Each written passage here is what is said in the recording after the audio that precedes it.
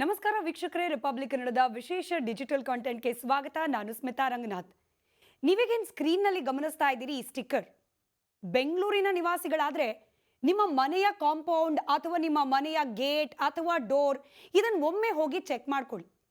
ನಾನು ಇವತ್ತಿನ ಡಿಜಿಟಲ್ ಕಂಟೆಂಟ್ಗೆ ಹೋಗೋಕೆ ಮುಂಚೆ ನನ್ನ ಒಂದು ಅನುಭವವನ್ನು ಹೇಳಿ ನಂತರದಲ್ಲಿ ಇವತ್ತಿನ ಕಂಟೆಂಟ್ ಶುರು ಮಾಡ್ತೀನಿ.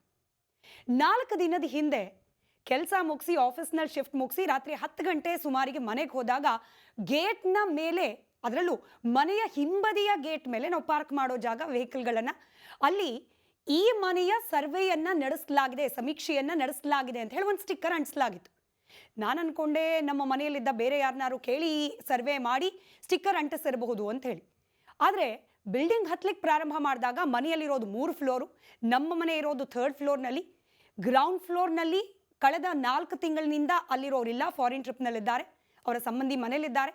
ಆ ಮನೆಯ ಗೇಟ್, ಆ ಮನೆಯ ಡೋರ್ನ ಮೇಲೂ ಕೂಡ ಅಂಟಿಸಲಾಗಿತ್ತು ಈ ಮನೆ ಸಮೀಕ್ಷೆ ಆಗಿದೆ ಅಂತ ಹೇಳಿ. ಅರೆ, ಈ ಮನೇಲಿ ಯಾರೂ ಇಲ್ವಲ್ಲ, ಯಾರನ್ನು ಕೇಳಿ ಸಮೀಕ್ಷೆ ಮಾಡಿದ್ರು ಪ್ರಾರಂಭ ಆಯಿತು ಮೊದಲ ಡೌಟ್. ಹಾಗೆ 2ನೇ ಫ್ಲೋರ್, 3ನೇ ಫ್ಲೋರ್ ಎಲ್ಲ ಫ್ಲೋರ್ನ ಮನೆಗಳ ಡೋರ್ನ ಪಕ್ಕದಲ್ಲೂ ಕೂಡ ಪ್ರತ್ಯೇಕವಾಗಿ ಸ್ಟಿಕ್ಕರ್ಗಳನ್ನು ಅಂಟಿಸಲಾಗಿತ್ತು. ನಮ್ಮ ಮನೆಯಲ್ಲಿದ್ದ ಎಲ್ಲರನ್ನೂ ಕೇಳದೆ ಯಾರಾದರೂ ಸಮೀಕ್ಷೆ ಮಾಡ್ಲಿಕ್ಕೆ ಬಂದಿದ್ರಾ?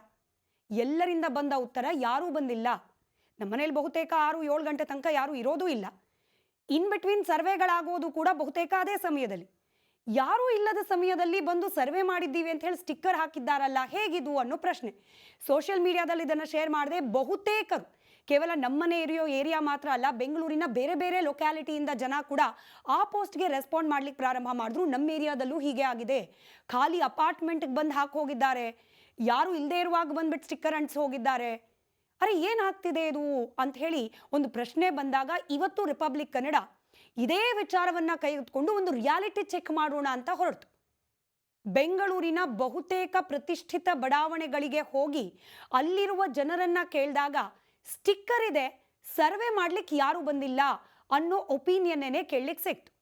ಇನ್ನು ನಮ್ಮ ರಿಪಬ್ಲಿಕ್ ಕನ್ನಡದ ಪ್ರತಿನಿಧಿ ಮುತ್ತುರಾಜ್ ಇದೇ ರೀತಿಯ ರಿಯಾಲಿಟಿ ಚೆಕ್ ಮಾಡಲಿಕ್ಕೆ ಅಂತ ಹೇಳಿ ಒಂದು ಏರಿಯಾಗೆ ಹೋದಾಗ ಅವ್ರ ಕಣ್ಣು ಮುಂದೆನೇ BBMPಯ ಸಿಬ್ಬಂದಿಯೊಬ್ಬರು ಒಂದು ಮನೆಯ ಮೇಲೆ, ಅದರಲ್ಲೂ ಬಾಗಿಲು ಹಾಕಿದ್ದ ಮನೆಯ ಕಾಂಪೌಂಡಿನ ಮೇಲೆ ಈ ರೀತಿಯ ಸ್ಟಿಕ್ಕರ್ ಹಾಕ್ತಾ ಇರೋದು ಗೊತ್ತಾಗುತ್ತೆ. ತಕ್ಷಣಕ್ಕೆ ಹೋಗಿ ನಮ್ಮ ಪ್ರತಿನಿಧಿ ಪ್ರಶ್ನೆ ಮಾಡ್ತಾರೆ, ಯಾರು ನೀವು? BBMP ಸಿಬ್ಬಂದಿ. ಯಾಕೆ ಸ್ಟಿಕ್ಕರ್ ಹಾಕ್ತಿದ್ದೀರಿ? ನಾವು ಸರ್ವೆ ಮಾಡಿದ್ದೀವಿ ಹಾಗಾಗಿ ಸ್ಟಿಕ್ಕರ್. ಸರ್ವೆ ಮಾಡ್ಲಿಕ್ಕೆ ಮುಂಚೆ ಮನೆ ಮಂದಿಯನ್ನು ವಿಚಾರಿಸಿದ್ರಾ ಈ ಸರ್ವೆ ಬಗ್ಗೆ? ಅವ್ರ ಹತ್ರ ಮಾಹಿತಿ ಕಲೆ ಹಾಕಿದ್ರಾ? ಇಲ್ಲ, ಈ ಮನೆ ಖಾಲಿ ಇತ್ತು, ಅದಕ್ಕಾಗಿ ನಾವು ಈ ಸ್ಟಿಕ್ಕರನ್ನು ಹಾಕಿದ್ದೇವೆ. ವೀಕ್ಷಕರೇ, ಈ ಸ್ಟಿಕ್ಕರ್ ಹಾಗೆ ನಾನು ಇಷ್ಟೊತ್ತು ಮಾತನಾಡಿದ ಸರ್ವೆ ರಾಜ್ಯ ಸರ್ಕಾರ ನಡೆಸ್ತಾ ಇರುವ ಅತ್ಯಂತ ಪ್ರಮುಖವಾದ ಒಂದು ಸರ್ವೆ. ಜಾತಿ ಗಣತಿ ವಿಚಾರಕ್ಕೆ ಸಂಬಂಧಪಟ್ಟಂತೆ ಕೇವಲ ನಮ್ಮ ರಾಜ್ಯ ಮಾತ್ರವಲ್ಲ, ರಾಷ್ಟ್ರೀಯ ಮಟ್ಟದಲ್ಲೂ ಕೂಡ ರಾಜಕೀಯ ವಲಯದಲ್ಲಿ ಯಾವ ರೀತಿ ಜಟಾಪಟಿ ಆಗ್ತಾ ಇದೆ ಅನ್ನೋದನ್ನ ನೀವು ಗಮನಿಸಿಯೇ ಇರ್ತೀರಿ. ಇಲ್ಲಿನ ಜಾತಿ ಗಣತಿ ಅಂದ್ರೆ ನಮ್ಮ ರಾಜ್ಯದ ಹಿಂದಿನ ಕಾಂತರಾಜು ಆಯೋಗ ತಯಾರು ಮಾಡಿದ್ದ ವರದಿ, ಅದನ್ನ ನಂತರದಲ್ಲಿ ರಾಜ್ಯ ಸರ್ಕಾರ ಅನುಷ್ಠಾನಕ್ಕೆ ತರಲೇಬೇಕು ಅಂತ ಹೇಳಿ ಹಠ ಹಿಡಿದಿದ್ದು, ಇತ್ತೀಚೆಗಷ್ಟೇ ಕಾಂಗ್ರೆಸ್ನ ಹೈಕಮಾಂಡ್ ಮತ್ತೊಂದು ಸರ್ವೆ ಮಾಡಿಸಿ ಅಂತ ಹೇಳಿದ್ದು ಇದು ನಿಮಗೆಲ್ಲ ಗೊತ್ತೇ ಇದೆ. ಆದರೆ ಈ ಸರ್ವೆ ನೇರವಾಗಿ ಎಲ್ಲ ಜಾತಿಗಳ ಗಣತಿಯನ್ನ ಮಾಡುವಂತಹ ಅಥವಾ ಸಮೀಕ್ಷೆಯನ್ನ ಮಾಡುವಂತಹ ಸರ್ವೆ ಅಲ್ಲ. ಬದಲಾಗಿ ಪರಿಶಿಷ್ಟ ಜಾತಿಗಳು ನಮ್ಮ ರಾಜ್ಯದಲ್ಲಿ ಅನುಮೋದನೆಗೊಂಡಿರುವ 101 ಉಪಜಾತಿಗಳಿದೆ SC ಅನ್ನೋ ಕಾಸ್ಟ್ನ ಅಡಿಯಲ್ಲಿ. ಹಾಗಾದರೆ ಈ 101 ಉಪಜಾತಿಗಳ ಅಡಿಯಲ್ಲಿ ಯಾವ್ಯಾವ ಲೊಕ್ಯಾಲಿಟಿಯಲ್ಲಿ, ಯಾವ್ಯಾವ ಮನೆಯಲ್ಲಿ, ಯಾವ್ಯಾವ ಕುಟುಂಬದಲ್ಲಿ ಎಷ್ಟು ಮಂದಿ ಇದ್ದಾರೆ ಅನ್ನೋದನ್ನ ಪತ್ತೆ ಹಚ್ಚಲಿಕ್ಕೆ, ಅನ್ನೋ ದತ್ತಾಂಶವನ್ನು ಸಂಗ್ರಹ ಮಾಡಲಿಕ್ಕೆ ರಾಜ್ಯ ಸರ್ಕಾರ ಮಾಡಿಸ್ತಾ ಇರುವ ಸರ್ವೆ ಇದು. ಯಾಕಾಗಿ ಈಗ ಪರಿಶಿಷ್ಟ ಜಾತಿಗಳ ಸಮೀಕ್ಷೆಯನ್ನು ನಡೆಸಲಾಗ್ತಾ ಇದೆ ಅಂದರೆ, ನಮ್ಮ ರಾಜ್ಯದಲ್ಲಿ ಕೇವಲ ಮೀಸಲಾತಿ ಮಾತ್ರವಲ್ಲ, ಒಳ ಮೀಸಲಾತಿ ಕಲ್ಪನೆ ಕೊಡಬೇಕು ಅಂತ ಹೇಳಿ ಕೂಡ, ಅಂದರೆ ಈಗಿರುವ ಮೀಸಲಾತಿಯ ಪ್ರಮಾಣವನ್ನು ಹೆಚ್ಚಿಸಿ, ಹಾಗೆ 101 ಉಪಜಾತಿಗಳೇನಿದೆ SC ಅಡಿಯಲ್ಲಿ ಎಲ್ಲರಿಗೂ ಕೂಡ ಸಮಾನವಾದ ಮೀಸಲಾತಿ ಅವಕಾಶ ಸಿಗೋ ರೀತಿಯಲ್ಲಿ ಮರು ಹಂಚಿಕೆ ಮಾಡಬೇಕು ಮೀಸಲಾತಿಯ ಪ್ರಮಾಣವನ್ನು ಅನ್ನೋ ಕಾರಣಕ್ಕೆ ಈ ಸರ್ವೆಯನ್ನ ಮಾಡಿಸಲಾಗ್ತಾ ಇದೆ. ಆದರೆ ದುರಂತ ನೋಡಿ, ಈ ಕೇವಲ ಜಾತಿ ಗಣತಿ ಆದ್ರೂ ಈ ಮನೆಯಲ್ಲಿ ಯಾವ ಜಾತಿಯವರಿದ್ದಾರೆ, ಜಾತಿ ಇಲ್ವಾ, ಹೀಗೆ ಅಕ್ಕಪಕ್ಕದವ್ರನ್ನ ಕೇಳಿನೋ ಅಥವಾ ವೋಟರ್ ID ಅಥವಾ ಆಧಾರ್ ಕಾರ್ಡ್ ಅಥವಾ ಬೇರೆ ಯಾವುದೋ ಡಾಕ್ಯುಮೆಂಟ್ನಲ್ಲಿ ಅಥವಾ ನಮ್ಮ ಹೆಸರು ಅದರಲ್ಲಿರುವ ಸರ್ನೇಮ್ ಇದರ ಆಧಾರದ ಮೇಲೆ, ಅಥವಾ ಒಂದು ಲೊಕ್ಯಾಲಿಟಿಯಲ್ಲಿ ಒಂದು ಜಾತಿಯ ಜನರ ಸಂಖ್ಯೆ ಹೆಚ್ಚಿದ್ರೆ ಅಂದಾಜಿನ ಮೇಲೆ ಮಾಡಿಬಿಡಬಹುದೇನೋ. ಆದರೆ ಇದು ಈ ಪರಿಶಿಷ್ಟ ಜಾತಿಗಳ ಸಮೀಕ್ಷೆಯನ್ನ ನಡೆಸ್ತಿರದೆ ಮೈನ್ಯೂಟ್ ಡೀಟೇಲ್ಸ್ ಅನ್ನ ತಿಳ್ಕೊಳ್ಬೇಕು ಅನ್ನೋ ಸಲುವಾಗಿ. ಕೇವಲ ಜಾತಿ ಮಾತ್ರವಲ್ಲ, ಅದರ ಒಳಗಿರುವ ಉಪಜಾತಿಗಳು, ಅದರ ಒಳಗಿರುವ ಉಪಪಂಗಡಗಳು ಎಷ್ಟು ಜನಸಂಖ್ಯೆಯನ್ನ ಹೊಂದಿದೆ ಅನ್ನೋದನ್ನ ಆಕ್ಯುರೇಟ್ ಆಗಿ ತಿಳಿದುಕೊಳ್ಬೇಕು ಅನ್ನೋ ಸಲುವಾಗಿ ಮಾಡ್ತಾ ಇರುವ ಸಮೀಕ್ಷೆ ಇದು. ಆದರೆ ಬೆಂಗಳೂರು ವ್ಯಾಪ್ತಿಯಲ್ಲಿ ಈ ಸಮೀಕ್ಷೆಯನ್ನ ಬಿಬಿಎಂಪಿ ನೇತೃತ್ವದಲ್ಲಿ ನಡೆಸಲಾಗ್ತಾ ಇದೆ. ಬಿಬಿಎಂಪಿಯ ಸಿಬ್ಬಂದಿಗಳು ಈ ಸಮೀಕ್ಷೆಯನ್ನು ನಡೆಸ್ತಾ ಇದ್ದಾರೆ. ಬಿಬಿಎಂಪಿಯ ಕಳ್ಳಾಟ ಇವತ್ತು ರಿಪಬ್ಲಿಕ್ ಕನ್ನಡದ ಕ್ಯಾಮ್ರಾದಲ್ಲಿ ಬಟಾ ಬಯಲಾಗಿದೆ. ಮನೆಗೆ ಹೋಗ್ತಾರೆ, ಮನೆ ಬಾಗ್ಲು ಬಡಿಯೋದಿಲ್ಲ, ಬಾಗ್ಲು ಕ್ಲೋಸ್ ಇದ್ರೂ ಸರಿ, ಲಾಕ್ಡ್ ಇದ್ರೂ ಸರಿ, ನಾವು ಸಮೀಕ್ಷೆ ಮಾಡಿದ್ದೇವೆ ಅಂತ ಹೇಳಿ ಚೀಟಿಯನ್ನ ಅಂಟಿಸಿ ಅಲ್ಲಿಂದ ಜಾಗ ಖಾಲಿ ಮಾಡ್ತಿದ್ದಾರೆ ಬಿಬಿಎಂಪಿಯ ಸಿಬ್ಬಂದಿಗಳು. ಮೈನ್ಯೂಟ್ ಡೀಟೇಲ್ಸ್ ಅನ್ನ ಕಲೆ ಹಾಕಬೇಕಾಗಿರುವ ಇಂಥದ್ದೊಂದು ಮಹತ್ವಪೂರ್ಣವಾದ ಸಮೀಕ್ಷೆಯನ್ನ ನಡೆಸಲಿಕ್ಕೆ ಕನಿಷ್ಠ ಒಂದು ಖಾಲಿ ಪೇಪರ್ ಇಲ್ಲ ಅವ್ರ ಕೈಯಲ್ಲಿ ಡಾಕ್ಯುಮೆಂಟೇಶನ್ ಮಾಡ್ಕೊಳ್ಳುವ ಸಲುವಾಗಿ.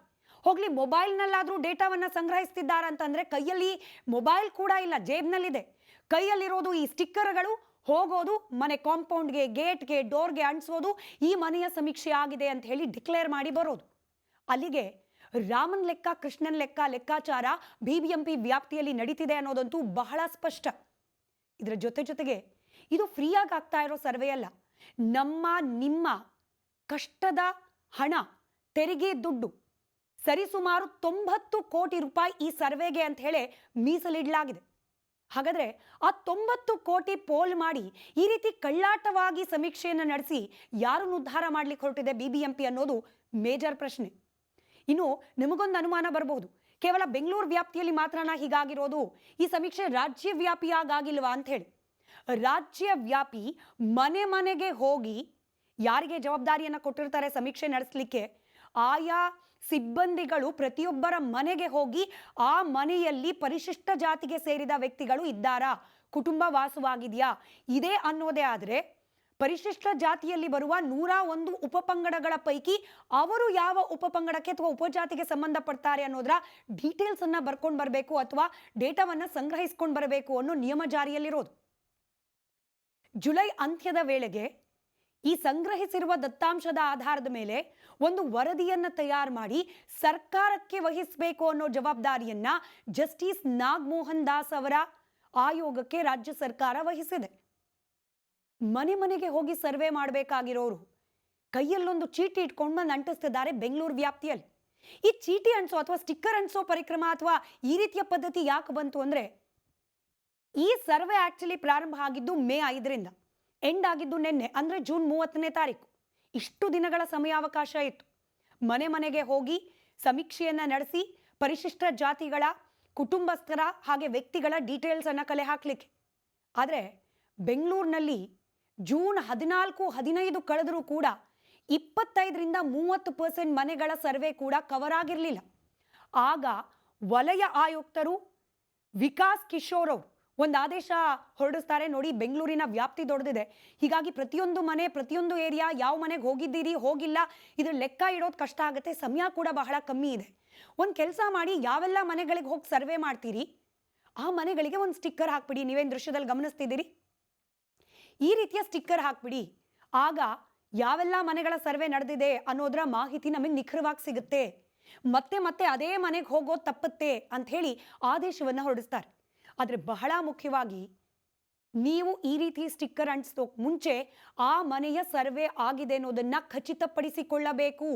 ಅಂದ್ರೆ ಆ ಮನೆಯಲ್ಲಿರುವವರನ್ನ ಮಾತನಾಡಿಸಿ ಪರಿಶಿಷ್ಟ ಜಾತಿಗೆ ಸೇರಿದವರು ಇದ್ದಾರಾ ಇಲ್ವಾ ಅನ್ನೋದನ್ನ ನೀವು ತಿಳಿದುಕೊಂಡು ನಂತರದಲ್ಲಿ ಸ್ಟಿಕ್ಕರ್ ಅನ್ನ ಅಂಟಿಸಬೇಕು ಅನ್ನೋ ಆದೇಶವನ್ನ ವಲಯ ಆಯುಕ್ತರು ಹೊರಡಿಸಿದ್ದಾರೆ. ಆದರೆ ವೀಕ್ಷಕರೇ, ಈ ಆದೇಶ ಹೊರಡಿಸಿಯೇ 10 ದಿನಕ್ಕೂ ಹೆಚ್ಚಿನ ಸಮಯ ಆಯಿತು.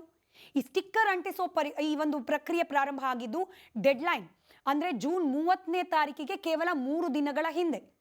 ಅರ್ಜೆಂಟ್ ಅಲ್ಲಿ ಹೋಗೋದು, ಸ್ಟಿಕ್ಕರ್ ಅಂಟಿಸೋದು, ನಾವು ಸಮೀಕ್ಷೆ ಮಾಡಿದ್ದೀವಿ ಅಂತ ಹೇಳಿ ಕಳ್ಳ ಲೆಕ್ಕ ಕೊಡೋದು, ಈ ರೀತಿಯಾದ ಕ್ರಮಕ್ಕೆ ಬಿಬಿಎಂಪಿ ಮುಂದಾಗಿದೆ. ಹಾಗಾದ್ರೆ ಕೇವಲ ಹೊಣೆ ಬಿಬಿಎಂಪಿ ಅದು ಮಾತ್ರವಾ? ನಾವಿವತ್ತು ಅಂದ್ರೆ ರಿಪಬ್ಲಿಕ್ ಕನ್ನಡದ ಪ್ರತಿನಿಧಿಗಳು ಮುಖ್ಯಮಂತ್ರಿಗಳ ಗಮನಕ್ಕೂ ಕೂಡ ಇದನ್ನು ತಂದ್ವಿ, ಹಾಗೆ ಗೃಹ ಸಚಿವರ ಗಮನಕ್ಕೂ ತಂದ್ವಿ. ಅವ್ರು ಹೇಳ್ತಾರೆ ಈ ಸರ್ವೆಯಲ್ಲಿ ಭಾಗಿಯಾಗಲಿಕ್ಕೆ 3 ಥರ ಇದೆ. ಒಂದು ಹೆಲ್ಪ್ ಲೈನಿಗೆ ಕಾಲ್ ಮಾಡ್ಬೋದು, ಇನ್ನೊಂದು QR ಕೋಡ್ ಸ್ಕ್ಯಾನ್ ಮಾಡ್ಬೋದು, ಇನ್ನೊಂದು ಹಿಂಗೆ ಮನೆ ಮನೆಗೆ ಹೋಗಿ ಸರ್ವೆ ಮಾಡೋದು. ಅಲ್ಲ ಸ್ವಾಮಿ, ನೀವು ಮನೆ ತನಕ ರೀಚೇ ಆಗಿಲ್ಲ, ಬೆಂಗಳೂರಿನಲ್ಲಿ ಎಷ್ಟೋ ಜನಕ್ಕೆ ಇಂಥದ್ದೊಂದು ಸಮೀಕ್ಷೆ ನಡೀತಿದೆ ಅನ್ನೋದೇ ಗೊತ್ತಿಲ್ಲ, ಅಂಥದ್ರಲ್ಲಿ ನೀವು ಫೋನ್ ಮಾಡಲಿ ಅಂತ ಹೇಳಿ, ಜನಾನೇ ಫೋನ್ ಮಾಡಲಿ ಅಂತ ಹೇಳಿ ಹೆಂಗೆ ಎಕ್ಸ್ಪೆಕ್ಟ್ ಮಾಡ್ತೀರಿ? ಕ್ಯೂ ಆರ್ ಕೋಡ್ ಸ್ಕ್ಯಾನ್ ಮಾಡಲಿ ಅಂತ ಹೇಳಿ ಹೆಂಗೆ ಎಕ್ಸ್ಪೆಕ್ಟ್ ಮಾಡ್ತೀರಿ? ಮಾಡದೆ ಹೋದರೆ ಎಷ್ಟೋ ಜನರಿಗೆ ಈ ಸಮೀಕ್ಷೆ ಬಗ್ಗೆ ಗೊತ್ತೇ ಇಲ್ಲ, ಎಷ್ಟೋ ಮಂದಿ ಈ ಸಮೀಕ್ಷೆಯಲ್ಲಿ ಭಾಗಿನೇ ಆಗಿಲ್ಲ. ಅಲ್ಲಿಗೆ ಆಕ್ಯುರೇಟ್ ನಂಬರ್ಸ್ ಹೇಗೆ ಕಲೆಕ್ಟ್ ಮಾಡ್ತೀರಿ? ಇಷ್ಟೇ ಮಂದಿ ಎಸ್ ಸಿ ಇದ್ದಾರೆ, ಇಷ್ಟೇ ಮಂದಿ ಎಸ್ ಸಿ ಒಳಗಡೆ ಇರುವ ಉಪಪಂಗಡದ ಜನ ಇದ್ದಾರೆ ಅನ್ನೋದ್ರ ಆಕ್ಯುರೇಟ್ ಖಚಿತವಾದ ಮಾಹಿತಿಯನ್ನ ನೀವು ಹೇಗೆ ಕಲೆ ಹಾಕ್ತೀರಿ? ಖಚಿತವಾದ ಮಾಹಿತಿ ಇಲ್ಲದೆ ಹೋದರೆ ಜಸ್ಟಿಸ್ ನಾಗಮೋಹನ್ ದಾಸ್ ಅವರ ಈ ಆಯೋಗ ಇನ್ ಯಾವ ವರದಿಯನ್ನು ತಯಾರು ಮಾಡುತ್ತೆ? ಯಾವ ಶಿಫಾರಸನ್ನ ರಾಜ್ಯ ಸರ್ಕಾರದ ಮುಂದಿಡುತ್ತೆ? ಆ ಶಿಫಾರಸನ್ನ ನಂಬಿಕೊಂಡು ಯಾವ ರೀತಿ ಒಳ ಮೀಸಲಾತಿಯನ್ನ ಕಲ್ಪಿಸುತ್ತೆ ಸರ್ಕಾರ? ಯಾವುದೇ ರೀತಿಯ ವರದಿ ಇದೀಗ ಹ್ಯಾಂಡ್ ಓವರ್ ಆದರೂ ಕೂಡ ಸರ್ಕಾರಕ್ಕೆ it will be fake numbers. ಸಮೀಕ್ಷೆ ಸರಿಯಾಗಿ ಆಗಿಲ್ಲ ಅನ್ನೋದಕ್ಕೆ ರಿಪಬ್ಲಿಕ್ ಕನ್ನಡದ ಈ ರಿಯಾಲಿಟಿ ಚೆಕ್ ಸಾಕ್ಷಿ ಆಗ್ತಿದೆ. ಹೀಗಾಗಿ ಬಿಬಿಎಂಪಿ ವ್ಯಾಪ್ತಿಯಲ್ಲಿ ಕೊಡೋ ಲೆಕ್ಕ ಫೇಕ್ ಲೆಕ್ಕ ಆಗಿರುತ್ತೆ ಅನ್ನೋದು ಕೂಡ ಪ್ರೂವ್ ಆಗಿದೆ.